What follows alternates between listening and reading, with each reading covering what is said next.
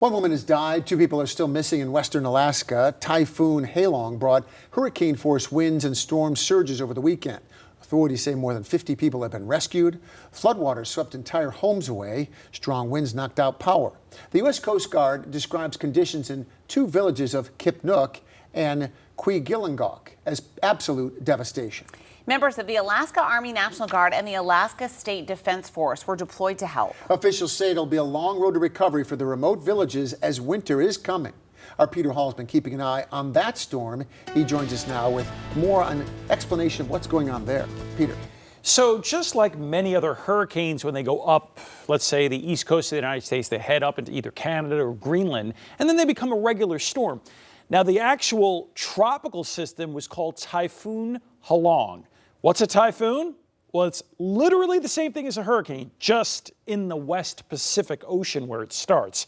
Anyway, we're taking you back to Saturday afternoon when the firsts of the heaviest rains were coming on in here. And you'll see a storm right over there as I put this into motion here, kind of move in, and there's the center of it right there. And just throwing a lot of moisture right across Alaska, repeatedly a southerly wind into the mountains of southern Alaska. That's like throwing a bunch of rain into the Appalachians, the Catskills, the Adirondacks, or whatever. You just squeeze out so much rain and wind. And you can actually see right this second, there's another storm back in here. So they're going to continue to get walloped by another system. That is not good for Alaska.